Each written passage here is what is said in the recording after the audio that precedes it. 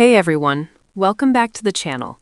Today's story is intense, personal, and one of the hardest things I've ever shared publicly. And honestly, I still can't believe it happened. Before we start, make sure you hit that like button, subscribe, and turn on notifications, because this is a story about family, betrayal, and survival. Let's get into it. I never thought I'd be in a situation where my own home, the place I grew up, the place I always felt safe, would feel like a prison. But that's exactly where I found myself. The night my brother yelled at me and pushed me toward the door, while my mom cheered. This isn't clickbait. This is my story. I'm going to start from the beginning, not just the moment they kicked me out, because everyone deserves context. Growing up, my family wasn't perfect. We had fights like anyone else, but in the last few years, things changed. It felt like the arguments got worse and worse, not because of something I did, but more because of who I became. I started doing things differently. I followed my own dreams. I questioned traditions. I stopped staying silent when something hurt me. And suddenly, that was a problem for some people in my house. There were small fights at first. Why did you say that? We're just saying what's best. Why does it hurt when you say these things? Crickets. These arguments became harsh, personal, and dark. I started to feel like I was walking on eggshells every day. I remember it clearly. It was late at night. We'd had dinner, and everything seemed normal, or as normal as our home could be. But then, it happened. My brother exploded. Not just a raised voice, I'm talking about screaming so loud that neighbors could probably hear it. He called me, "Nobody wants you here. Go pack your things and leave." I stood there frozen. I didn't even argue. I just walked toward my room to pack. And that's when I heard it. Clap. Clap.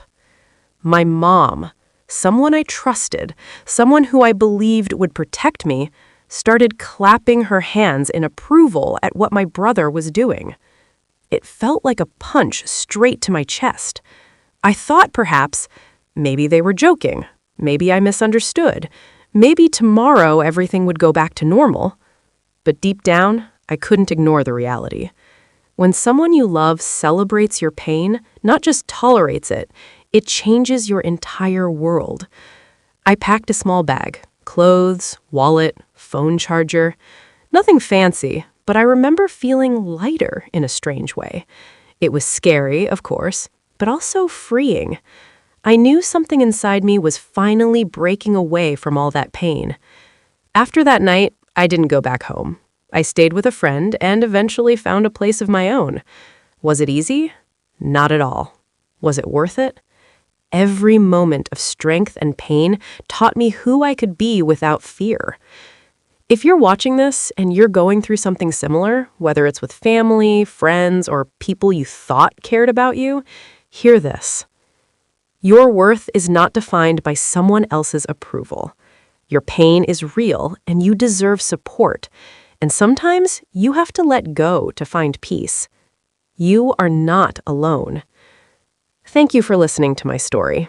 If this video helped you in any way, even a little, please share it with someone who might need it too. Don't forget to like, comment your thoughts, and subscribe if you haven't already. I'll see you in the next video. Stay strong. Have you ever felt unwanted in your own home? Not from strangers, not from society, but from the very people who were supposed to protect you? Because I have. And today, I'm finally telling the full story. Not for sympathy, not for attention, but because silence almost destroyed me. This is the night my brother screamed at me, pushed me out of the house, and my mother stood there, clapping, as if my pain was entertainment. I grew up believing family was everything. No matter how bad life got outside, home was supposed to be safe. We weren't rich. We weren't perfect, but I believed we were united. At least, that's what I told myself. From the outside, we looked like a normal family. Smiles during festivals, photos during celebrations, laughter in front of relatives. But inside those walls, something was slowly rotting. And I didn't see it coming. My brother was always the golden child. Whatever he did was right. Whatever I did was questioned. If he shouted, it was stress. If I spoke up, it was disrespect. I stayed quiet for years. I swallowed my feelings. I convinced myself that love meant tolerance. But silence doesn't heal you. It slowly kills you. Things changed when I started thinking for myself. I questioned decisions. I wanted independence. I wanted respect, not control. That's when I became the problem. Suddenly, every argument was my fault. Every tension was blamed on me, and every conversation felt like a courtroom where the verdict was already decided. The tension grew daily. Cold silences, passive-aggressive comments, whispers behind my back. I could feel it. Something bad was coming. That night, the air felt heavy. No one looked me in the eyes. Even the walls felt like they were listening. I should have left earlier, but hope is a dangerous thing.